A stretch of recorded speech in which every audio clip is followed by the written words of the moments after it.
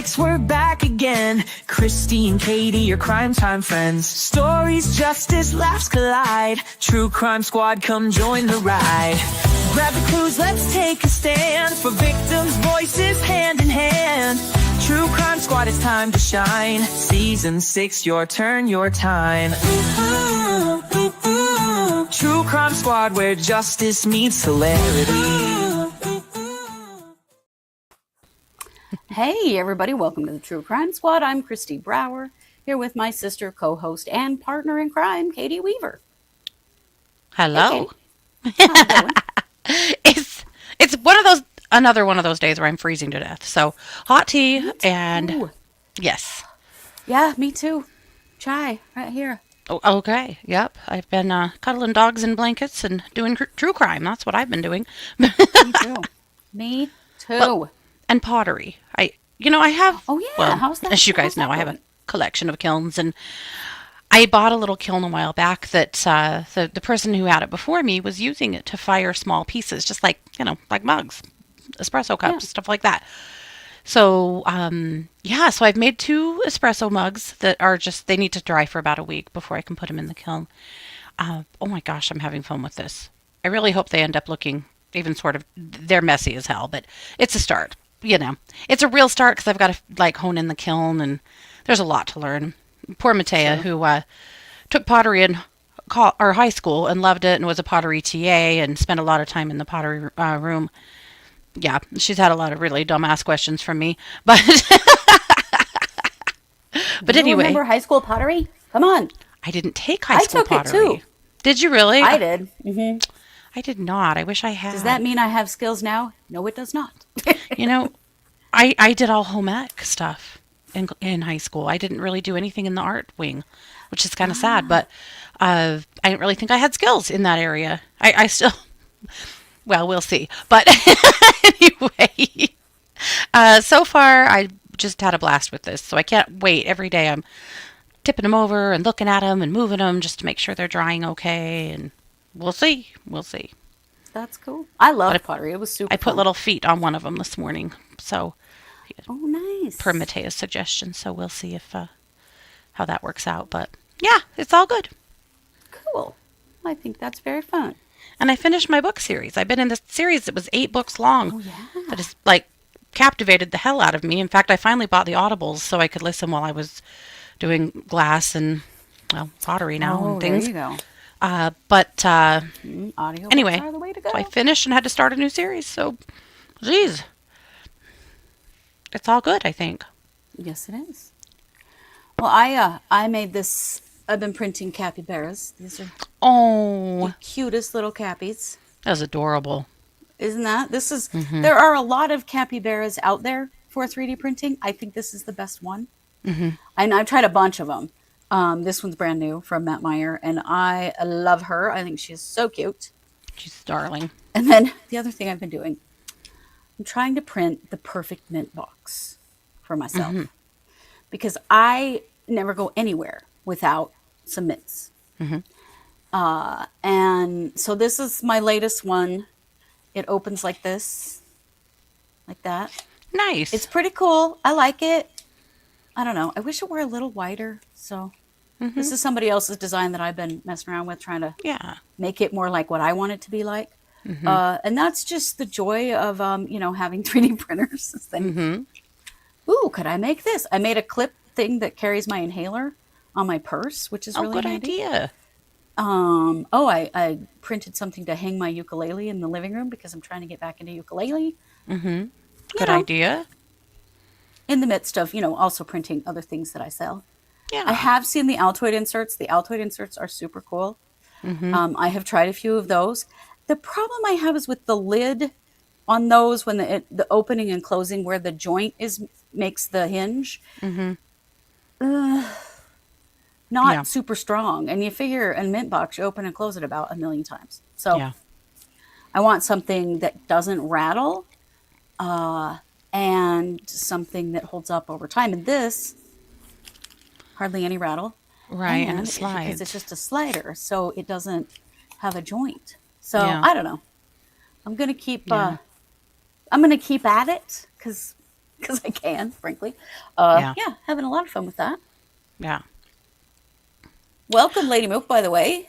Yeah. Here from the UK. We're so happy to have you here. Oh, the Great Pottery Throwdown. Oh, I'll have to look for it. Yeah, I'm sure I That would be fun. astonished. Scott's like, my God. Like Are Bake we going to Off be with buying a pottery? pottery wheel? Ooh. Right? Yeah. That would be so cool, though. That was by far the hardest part of pottery.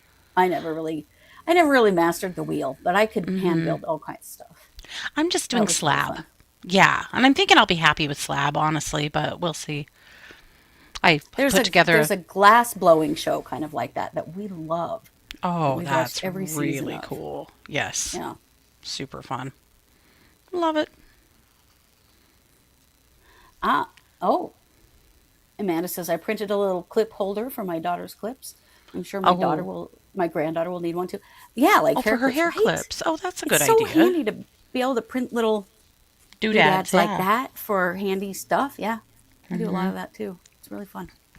We have been working on a baby blanket for 2 days. Well, I shouldn't say we. Scott has. So, one of our softball girls, one of Mars's good friends growing up, who just is one of those kids that just became ours. You know, I mean, she has a wonderful mom who's a good friend of mine, but we claim her as well. And she's having a baby soon, and her baby shower is Saturday, and she loves Highland cows. And so we had bought from a vendor at a craft show earlier this fall a big Highland cow that she crocheted for this purpose. And then we ordered a lovey. You know, there's like the little stuffed animal with the very small blanket that babies chew on and stuff. Yeah. Anyway, so we ordered a lovey and that's a Highland cow and embroidered her name on it.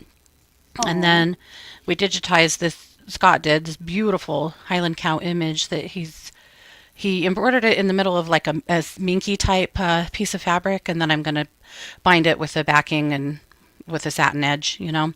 Anyway, it's so cute, but round one failed at the end, and it's a many hour. I mean, it's a big image, my God.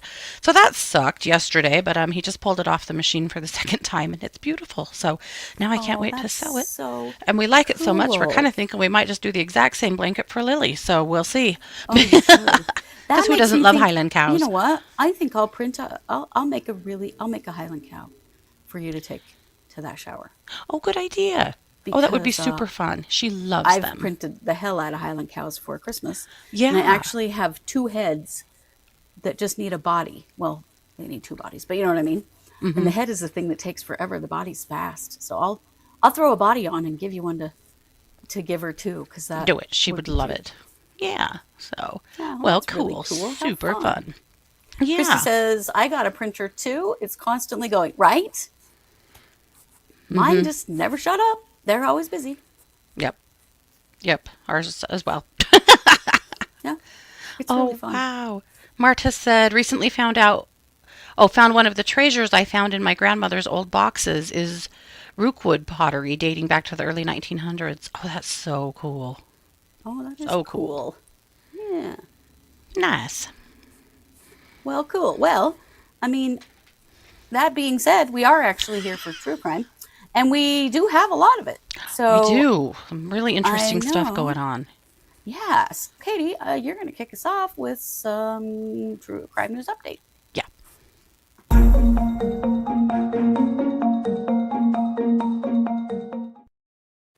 You guys probably remember Michael Vaughan. We've talked about Michael Vaughan quite a bit. This was a missing child from Fruitland, Idaho, that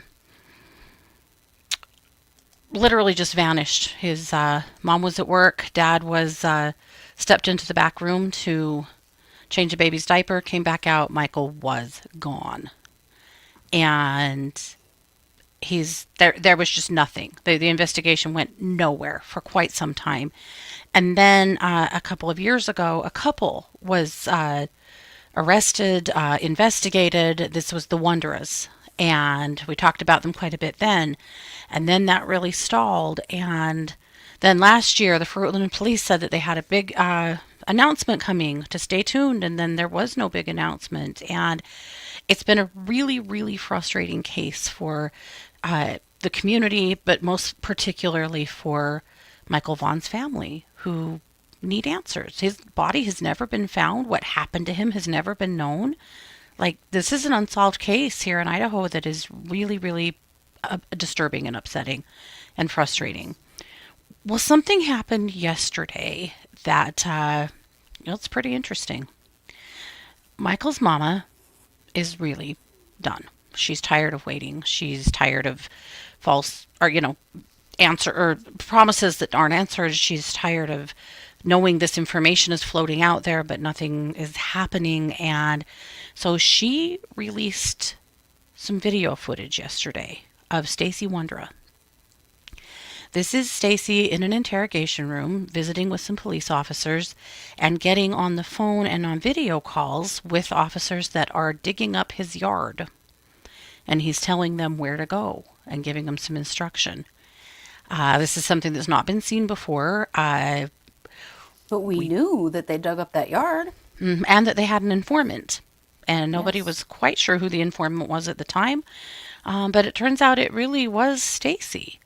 So Brandy and a friend of hers decided that they're just going to release a little of what they have because they did a public records request and got the video. She said it was unexpected. She didn't think they'd get it, but they did. And here's what she said. She said she is angry, tired, and sick about not having any answers and wants to take the situation into her own hands. She said she does not want her decision to post the video to discredit the work of the Fruitland Police Department. She is also, the local news, KTVB7, tried to get her to do an interview, and she said because of her poor health, she just can't do it. I can't even imagine, No, God. So here's what I'm going to do. I'm not going to show all of it. It's over an hour. But I did put a link in our show notes to her page so that you can go and find it. It's Monkey's Army, but I had a hard time finding it until I found the actual link. But there's a link in there for part 1, and then you can find part 2 from there. I'm just going to show you 4 minutes of it so you can kind of get a sense of how he was acting, like what he was saying as they were searching. Well, I'm hoping that you will help me a little bit more. I'm over here. I'm in your home. Okay. So I need a little bit more direction about where Michael is at. Go out the back door, or Okay? I can't. Can you turn the camera around so I can show you? We're gonna flip it around right now. Stand by. Right here. There you go. Okay. So I'm going out the kitchen door. And that's some equipment. That is some equipment. Okay. Where do I need to go? Okay, face to the right. Like right where the dirt piles are. Right where the dirt piles are. About how far off of the fence? Uh, Go ahead. Okay, walk over there and you point us to where it needs to be. okay.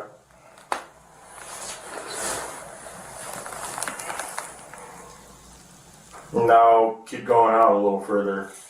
Keep going out a little further. You're gonna have to climb that mound. It's like right under that mound area. It's right under the mound, about where at compared to the So, trees? a little like right to the right of the trees area. To the right of the trees? Yeah. Okay. A little So, bit. Where can the you see- building. So- Okay, where at now? Now he's off the dirt mound. It's like underneath the dirt mound area. And about where he's standing? Yeah, a little bit less, like closer to the house. Come closer to the house? Yeah. And what is he wrapped in? He should be. I mean, it should be a garbage bag. Okay, what color is the garbage bag? It would either be white or black. We only had 2 colors.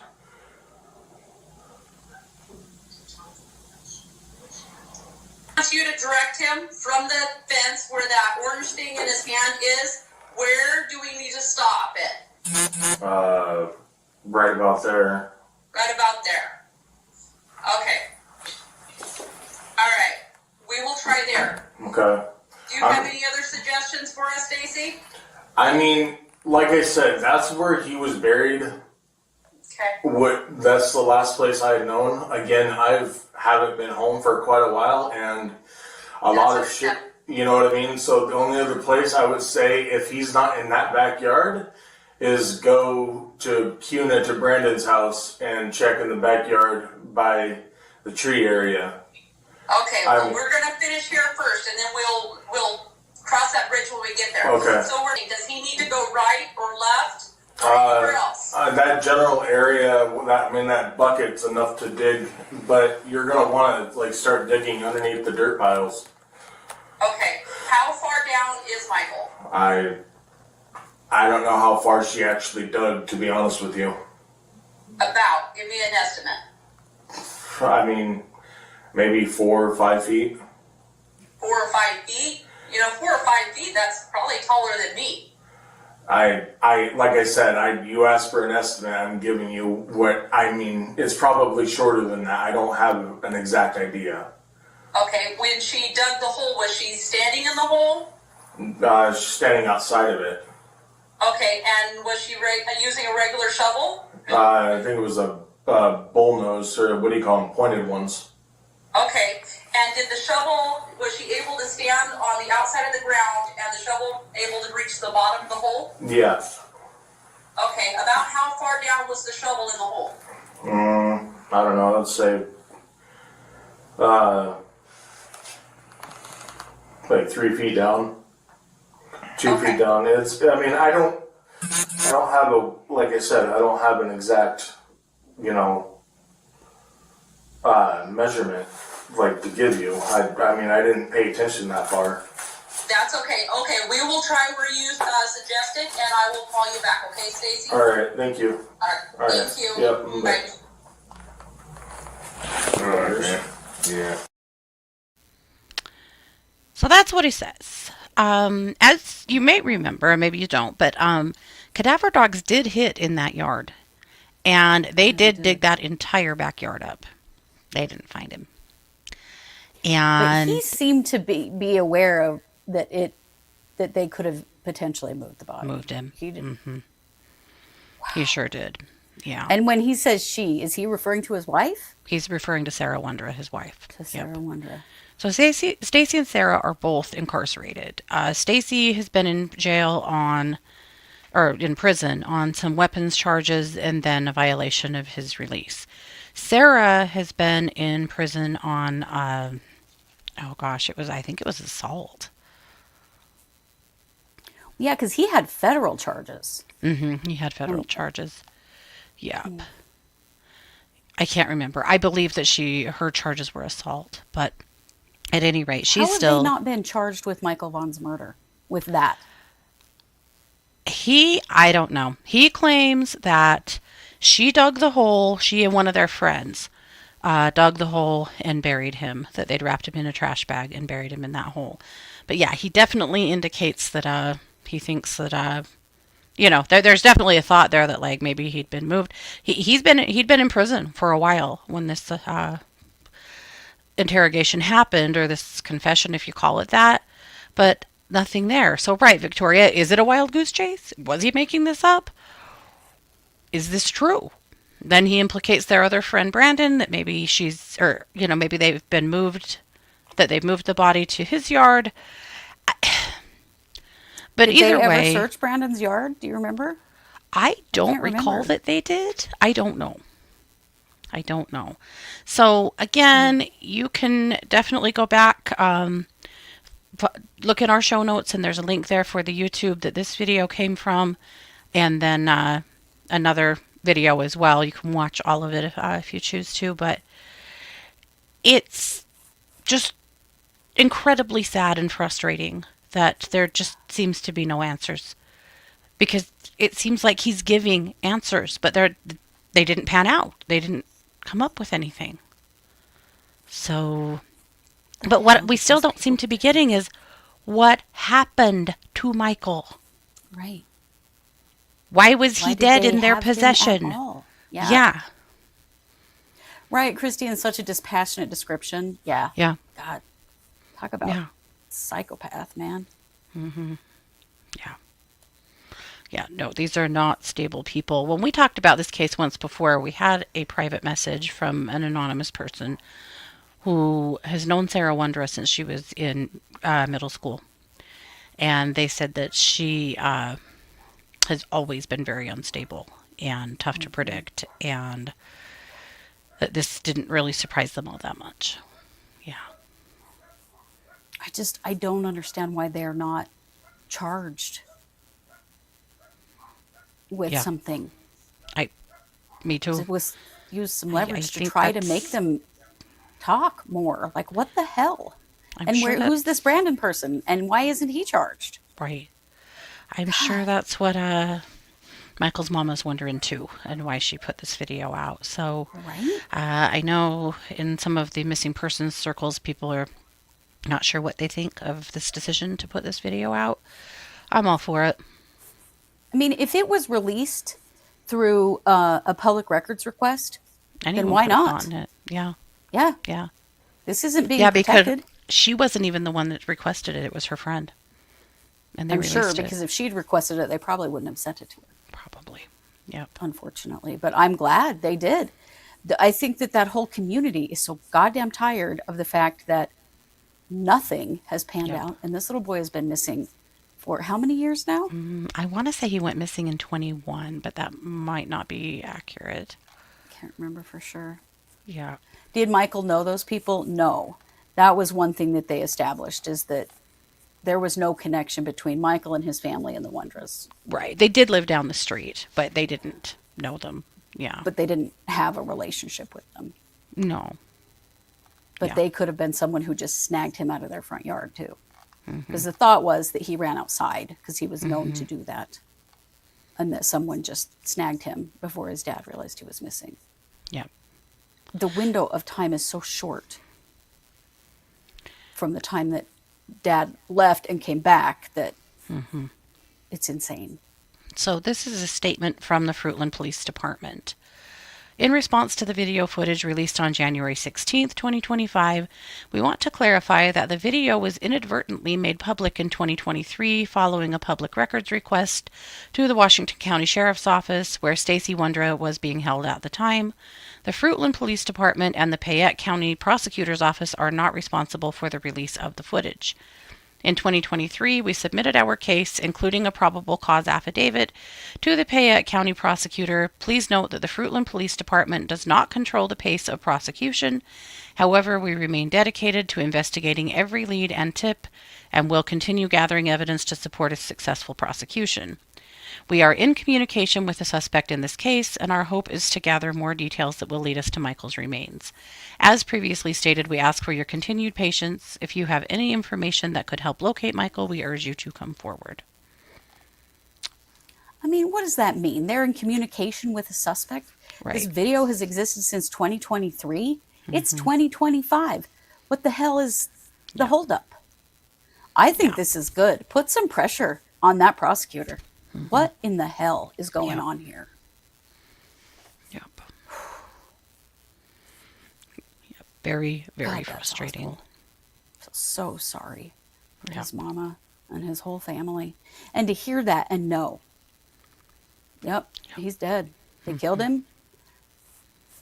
I mean, at least it's confirmation, which might give them a little bit of peace, you know?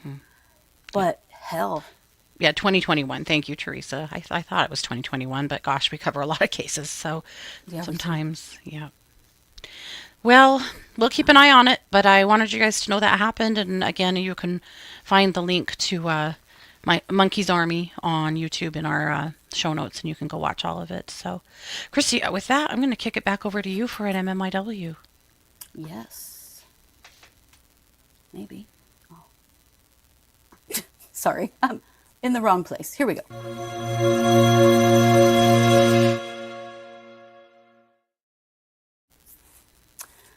Well, we had a request in our Discord to talk about this case right here. This is Heather Cameron, Heather Leann Cameron.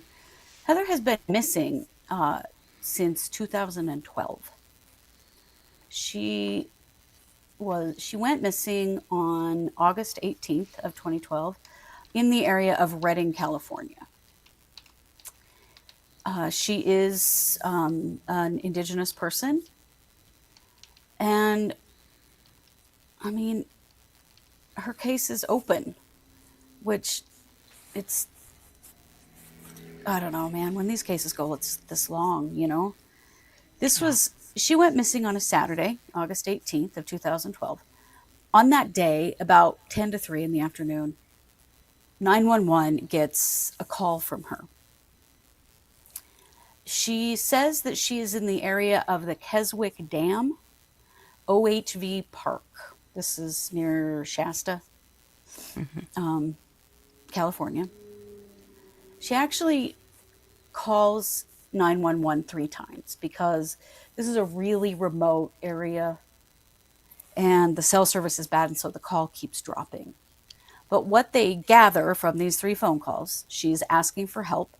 She says she has been drugged with heroin and that she needs help. They can hear on the calls a man's voice in the background. Heather had just been released from a rehab.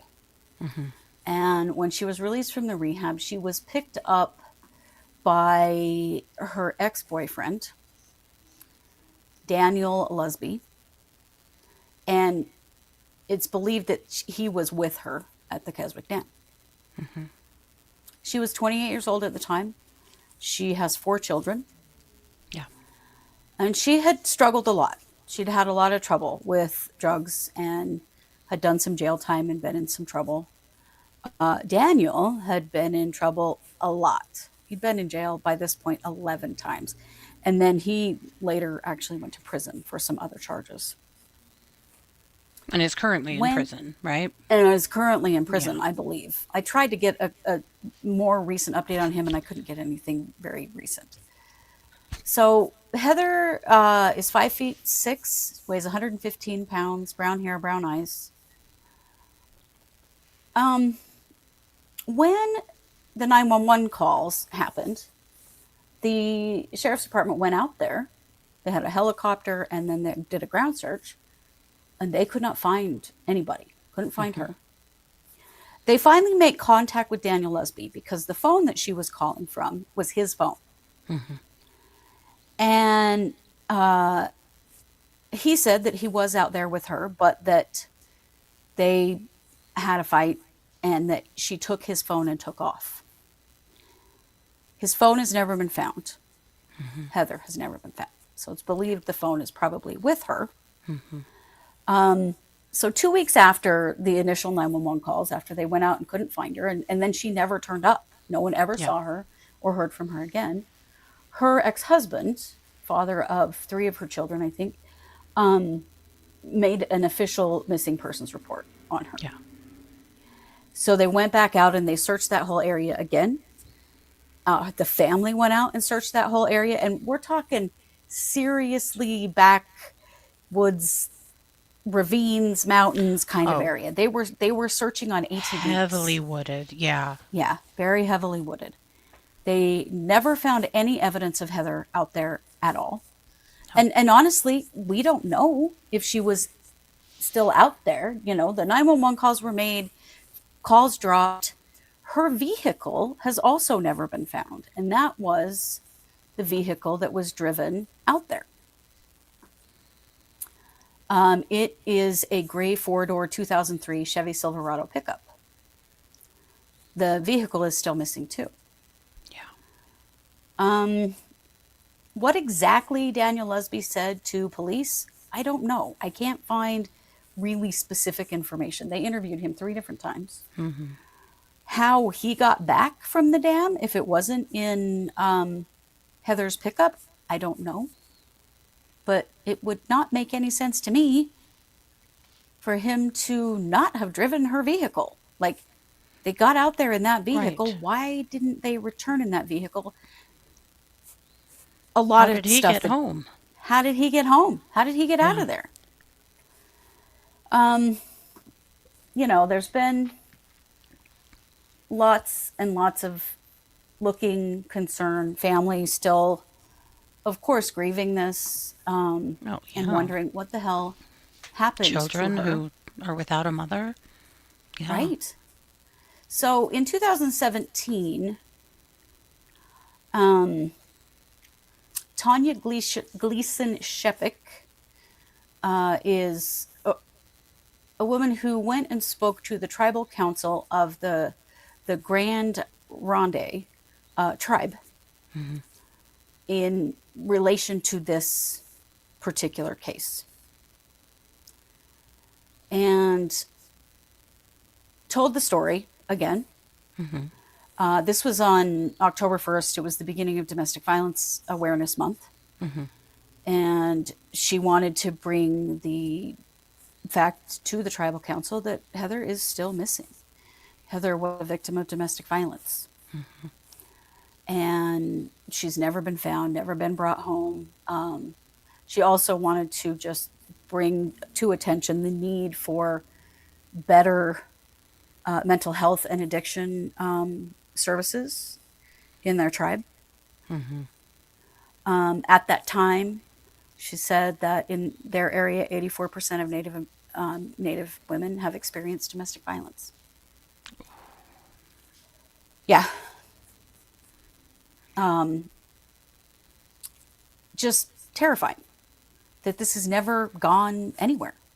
Even though we know who she was with that day, we know whose phone she had, and we know who got home from there that day, and it wasn't her. But really no movement has ever been made on Daniel. He's obviously never given anything up about what happened. So a couple of other things that we know. One is, strangely, that a member of Heather's family, this was a person she was related to by marriage. And his name is, Court Jones. And he had gone missing from Redding, California, 48 hours before Heather Cameron. And his body was just found a year ago. Yeah. He was finally found. We don't know if these cases were connected in any way, but it is an odd thing. They not only were they related through marriage, but they kind of ran in the same circle of people. So they knew each other. They knew some of the same people. He had called his mother for a ride. When she came to get him, he wasn't there. And they never saw him again or never heard from him again. Just vanished. Vanished. And it's a different situation, but it's kind It's of the not a same different area. situation. Yeah, it's the same place. They both called somebody for some help and then disappeared and were never seen again. Yeah. So, from the same circle, which is strange. There was a news report or a report done last year in March of 2024. Action News was digging into the case to see if anything new had come forward. Sure. Unfortunately, no, it had not. Nothing new has come forward at all. The police say they still consider Daniel Lusby a person of interest, but they've never been able to charge him, and that they consider her case still open. Wow. And that's all we have, which drives me insane. And after all this time, why is this all they have? Yeah. I just don't understand it. This is I will tell you that if Yeah. Heather Cameron had been a white woman, this case would have been solved. We know it. We've seen it happen so many times. They have a suspect right there in front of their freaking faces. History with her, was present with her. She called 911 from his phone. And yet But they've never nothing. charged him. Yeah. I mean, why can they not charge him to lean on him to try to get some information so her family can have some closure? Right. And where the Right? hell Somebody is said that adventure's pickup? purpose. And it does make you wonder, Like, is that pickup in the water out there at that dam? And is she in it? But if that's the case, how did Daniel get home? Right. How did he get back from that place? What's the rest of the story? What is the rest of the story? Because there's clearly more story here than what we know. Yep. So someone in our Discord actually asked us to cover this. Someone from Turkey. Not sure how they know about this case or whatever, but this is what we know at this point. It's extremely frustrating. It makes me want to see if I can FOIA any information on him and get those interviews, maybe. I'm going to try. Because what did he say to the police? What was his explanation for how he got home? How they were out there together and that he left her there? Why did that happen? Right. But yeah, right, Kristi, was someone else there? Right. Because his phone was gone. So did he have her phone? Or did she not have a phone? She'd just gotten out of rehab. Maybe she didn't have a phone. That I'm not sure of. But how did he get out of there? Right. And where is her vehicle? Yeah. And yeah. I do wonder about Adventures with Purpose. Is that vehicle in the water? Yeah. Because we know when vehicles go into water, there's not a lot of looking done by local police departments and sheriff's departments. No, they're not very equipped to do it. And we had a young man missing here for 5 years. Yeah. And they found him like 15 feet from the dock. They found him in less than 15 minutes of searching. Less than 15 minutes. Yeah. They dived exactly where his parents said, we think this is where he is, and found his car. It was exactly where he was. Yep. It was. So is this a situation like that? But somebody else knows. Right. Because somebody got Daniel out of there, right? So wild. They'll have search and rescue dive teams, but not a lot. And like where we live, particularly where we're landlocked, there's not a lot of diving going on. Right. But of course, we're talking about in California, but this is in Shasta. You know, they're not. There's probably not a lot of divers in that area either. But also diving that reservoir might be really dangerous stuff too. And it really depends on, do they have dive teams that are experienced enough, that have the right equipment, that, you know, having the right equipment is a huge part of it. It's there's just a lot. And Adventures with Purpose has all kinds of technology that helps them. But it's wild to me. Right, unless they drove separately, but I don't think so. He picked her up. That's in all the stories. He picked her up. But did he pick her up in her car? Right. Coming out of rehab. Yeah. Yeah. So, I don't know, guys. It's a really frustrating story. I am going to try to get the ex-boyfriend's statements to the police and see if we can get those released. Because I would really like to see. What did he say? What was his explanation for all of this? Right. What went on? And why was what he said enough for them to stop looking at him? And can we FOIA any of this, considering that it's still an open case? Likely no. I know. But it's I don't know. Worth a try. It did not happen on the res, no. No, it happened. But what we know is that the 911 calls were made from there at that dam. We don't know if they then left that area in her vehicle and something happened somewhere else. Right. And that's the big question, because they have searched that area to the best of their abilities. And it's a really, really hard terrain, you know, to search there. But there's been a lot of searches, and her friends and family have searched and searched and searched and searched and searched that area as well, which really does lead me to wonder, are they not even looking in the right place at all? Or did he load her up in that pickup? Vehicle at the bottom of that reservoir? Yeah, that's the other question. Is it there, or is it somewhere else entirely? Yeah. Yeah. A lot of questions, but not a lot of energy put into this on the part of the police. Well, there was in the very beginning, and then just... Well, that's what happens. Nothing. In the very beginning. And then when it gets hard, then it really depends on who you are. Well, and with these adult missing persons cases, families are so much more on their own than you realize. They are. They are. It's just really sad. Yeah. It is. It is, and it's not right. There's no equality in our system when it comes to this stuff. Yeah. You know, every article I see says that she was a drug addict. Yep. They always say that, like, oh, well, she was a drug addict. Right. So, she was also a mother of 4. You know, she And was a a human lot being. more Yeah. than a person who used drugs, you know? Yep. Yeah. So, I'm going to try a FOIA request. I've never FOIA'd in California before, so I'm going to see what it takes. I don't know. And see if we can get anything. I would really like to know if there's anything else. But at this point, that is what we know. So, with that, Okay. Katie, I'm going to kick it back to you for a violence against women segment. Yeah.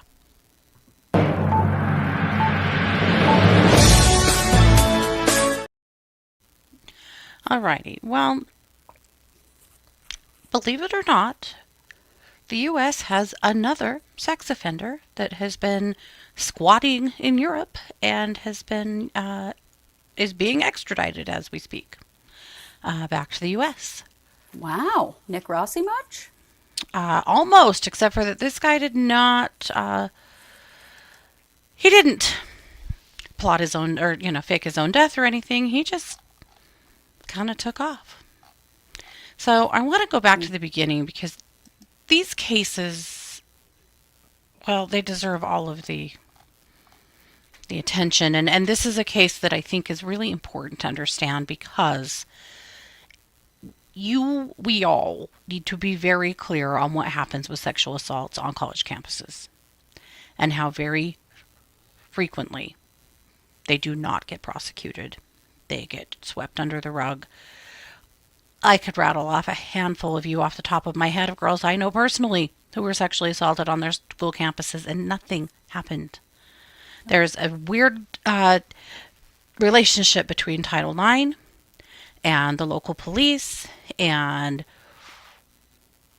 a lot of times this is just an administrative situation versus a criminal situation. So we're going to take a step back to 2013. And I am going to use the name of the victim, and the reason I'm going to use her name is because she has been very public.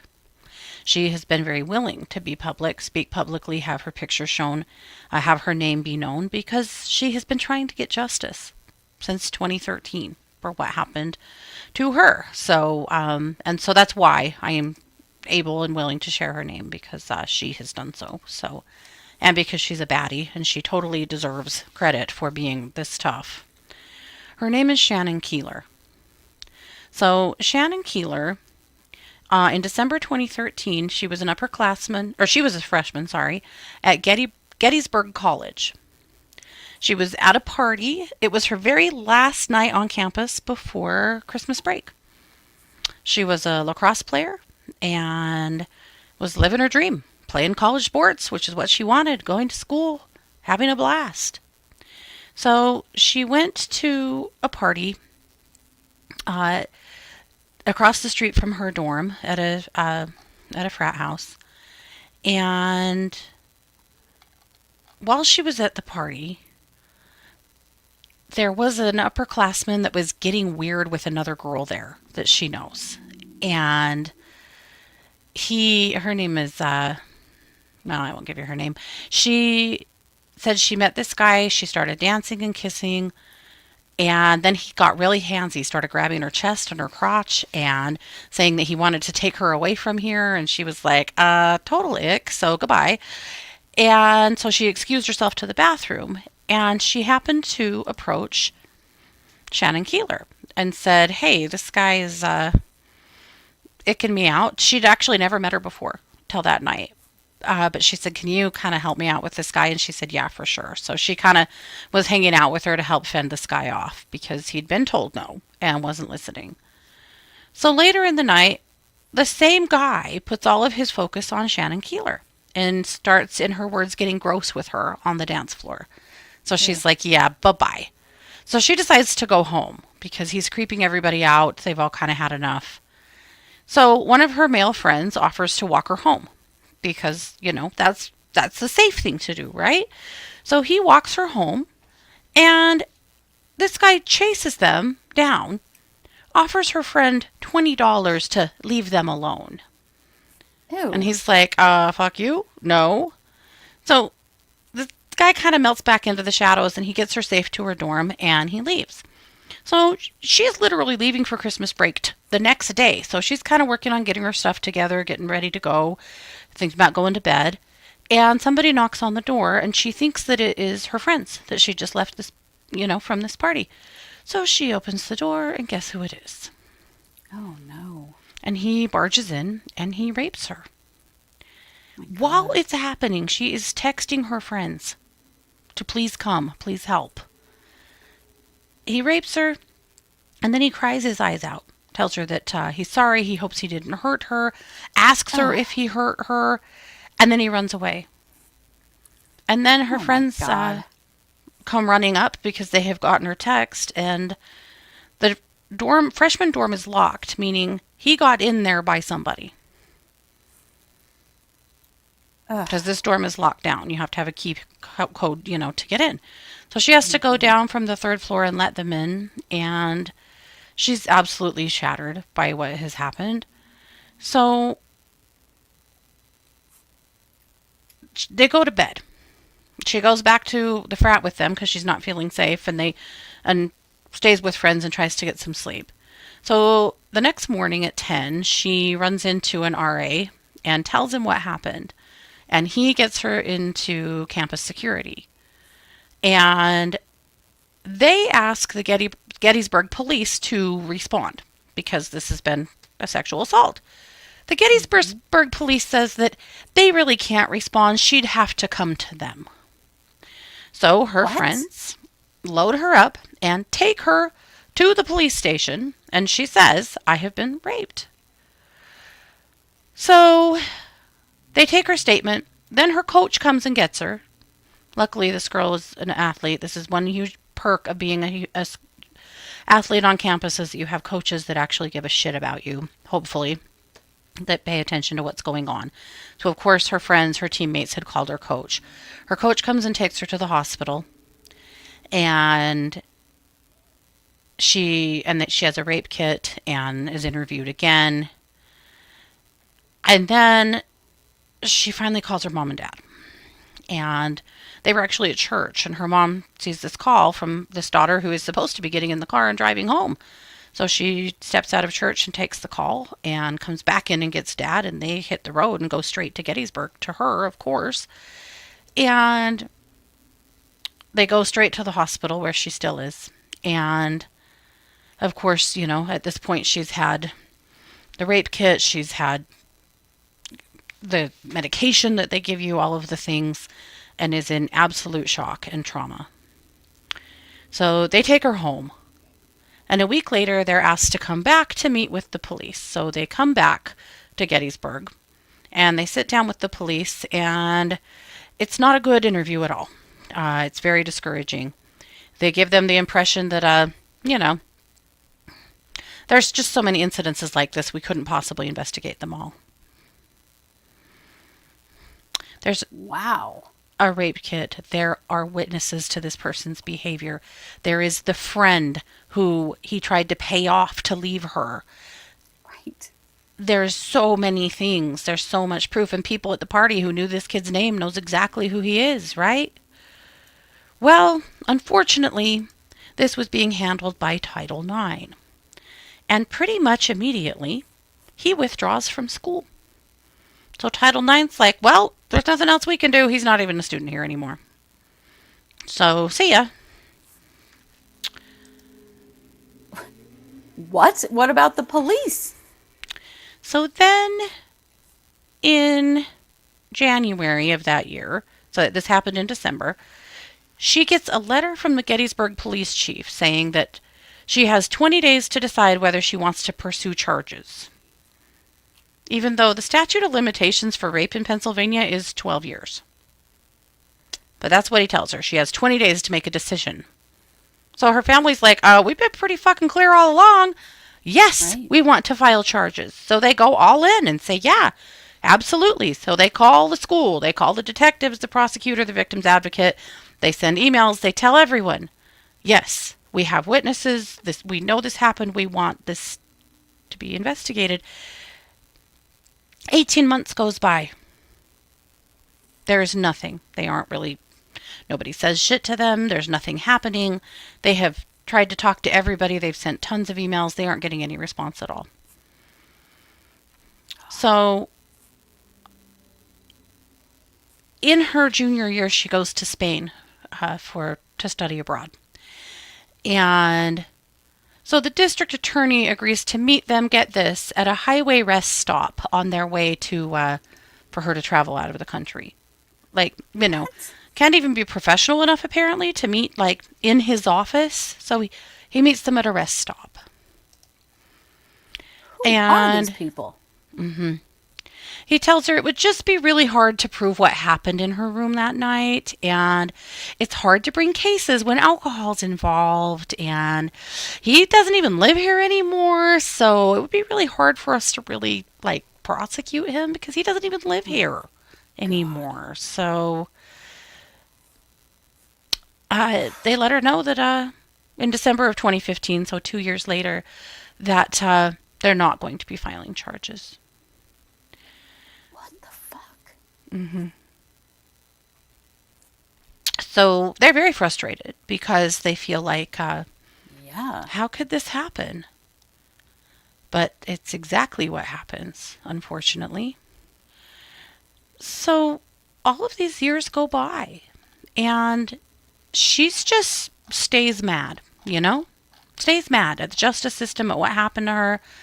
Yeah. And finally in 2021, she gets the AP to run a story about what happened to her and about sexual assault on campus and how infrequently these cases are brought to justice. And so they run this great story about her and about what happened to her.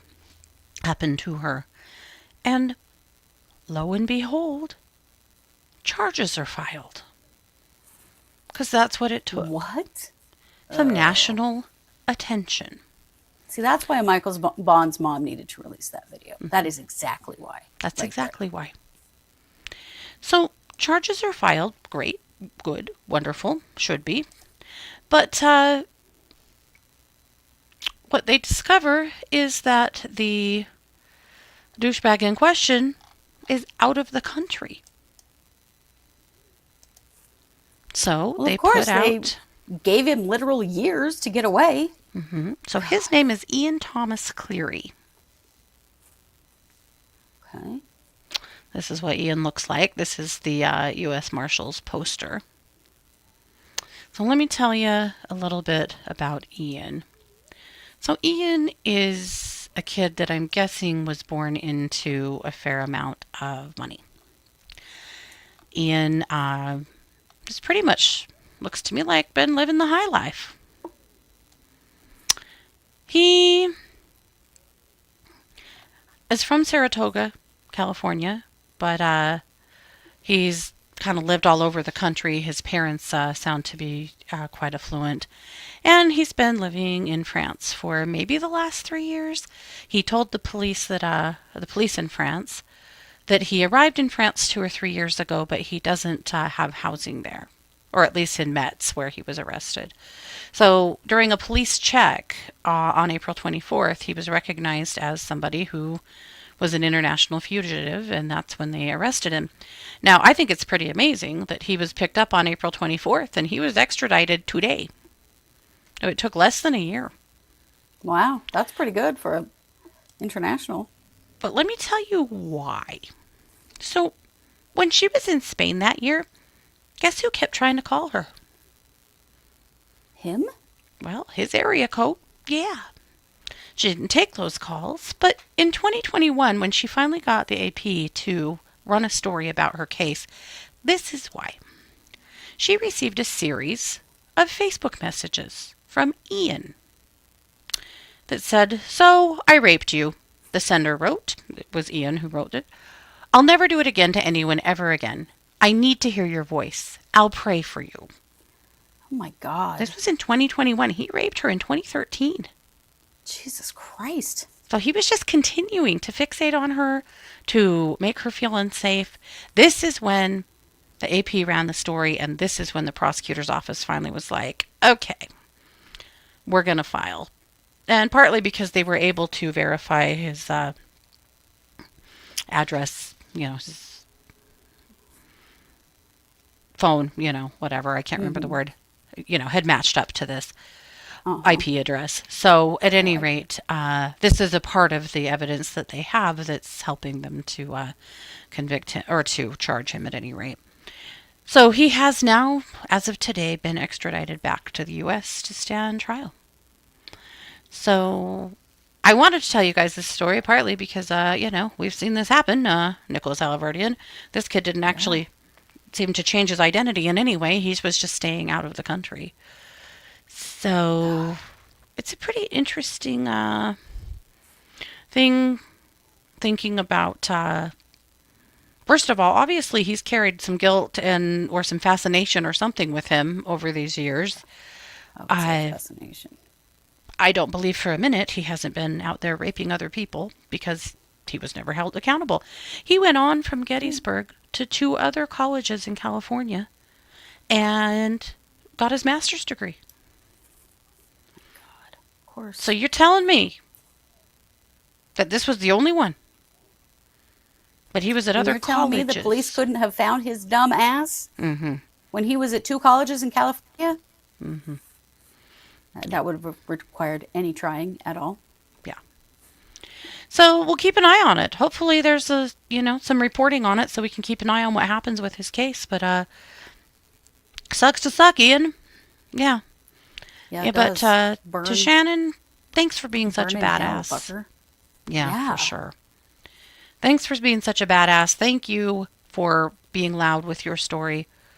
I have a friend whose daughter was raped as a freshman her first night on campus. And Title IX, and the person who raped her was the brother of somebody that was in the leadership of the frat house where it happened. Ugh. He wasn't a student at the school, but every girl there knew his name, knew his face, and he had assaulted many of them and was just allowed to continue to keep coming back there. So you know what she did? She became the president of Title IX by the time she graduated and was kicking everybody's ass clear across the street. So Good. That is what it takes. That's what it takes. But this relationship between Title IX and the police and the schools, there is a huge gap here where I think these guys are feeling very self-assured that they can assault on campus and get away with it because they do.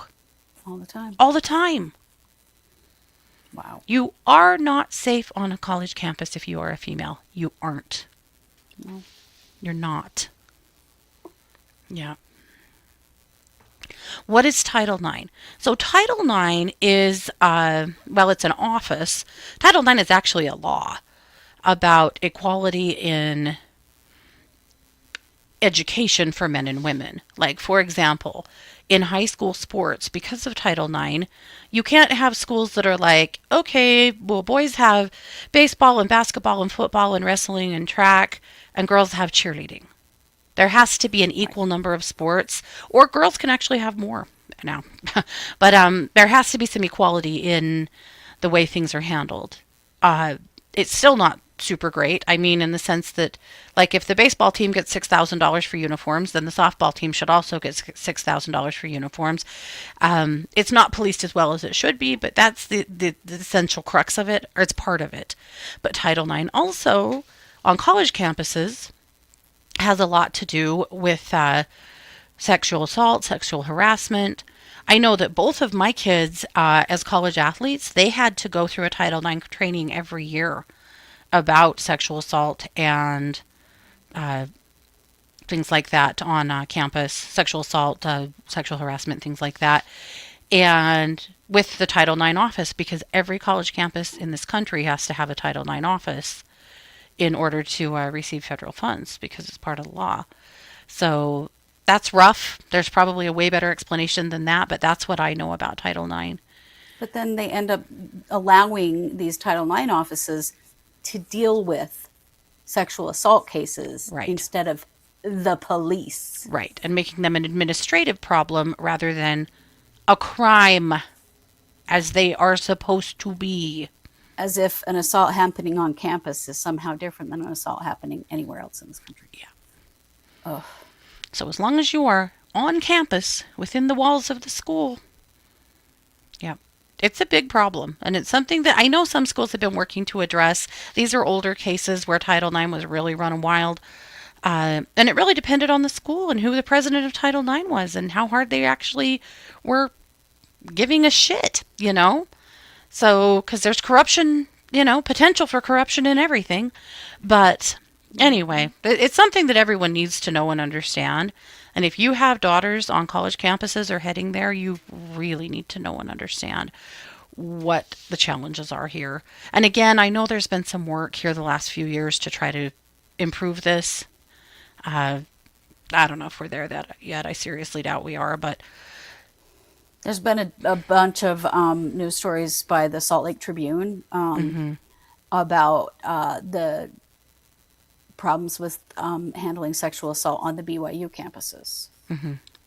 BYU Provo, BYU Idaho, BYU Hawaii.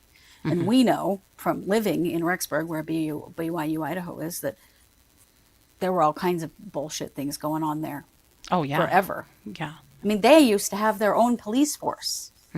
That they didn't even report crime to the city police. They had their own police force that had actually no power at all.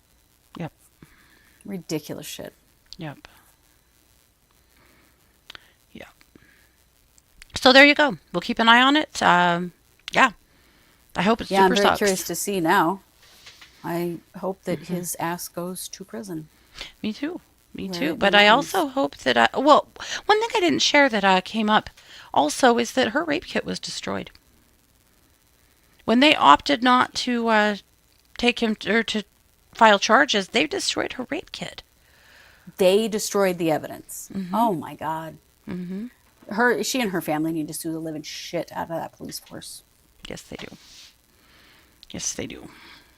There's still all of the digital evidence, but the actual kit itself has been destroyed. Yeah. God. Yep. Yep. So there you go. We'll keep an eye on it. And again, Shannon, thanks for being a badass. This is exactly what colleges need to keep shaking this stuff up and making it better and making girls safer. Absolutely. So We have to bring this stuff into the light, and we have to embarrass the shit out of people who don't do their jobs. absolutely. And consequence them. Yep. Because this is disgusting. For sure. Damn. Yep. All righty. Well, that's your rage bait for the day. Punch a pillow. Yeah. Yeah. It is Thursday. This is our last show of the week. We will be back on Monday. And Katie, I didn't talk to you about this, but I'm just going to say it because I think you'll be fine with it. Monday is MLK Day. And so we're going to do a special show focused on racial inequality in the justice system. We're going to talk to you about some different cases and the problems that are currently happening, because it is a massive problem. If you, watched the watch party with us last night, and watched Walter Triplett get convicted twice by white juries, and he was a black man, then you know what we're talking about. Yeah. So we're going to talk about that on Monday, and then we've got lots more going. Any opinion on American Primeval on Netflix? I have watched the first episode. I'm working my way through it. It's really violent and bloody, and I don't like stuff like that.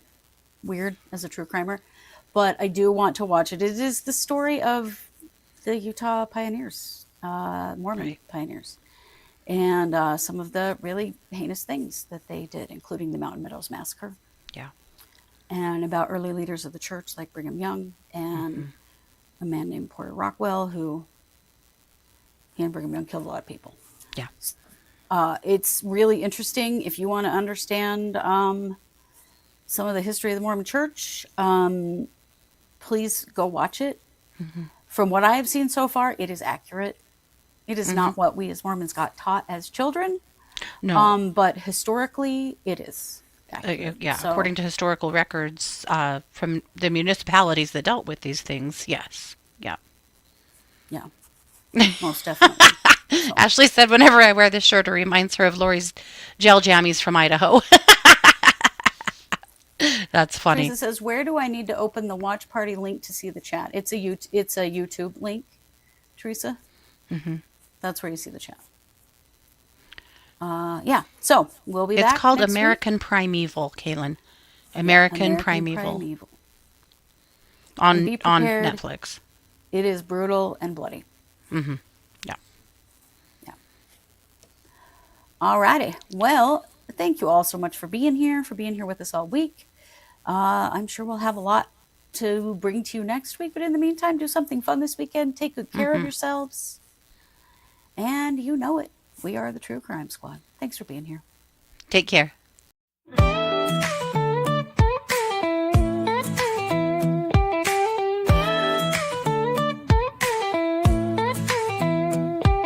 Season 6, we're back again. Kristi and Katie, your crime time friends. Stories, justice, laughs collide. True Crime Squad, come join the ride. Grab the clues, let's take a stand. For victims' voices, hand in hand. True Crime Squad, it's time to shine. Season 6, your turn, your time. True Crime Squad, where justice meets hilarity.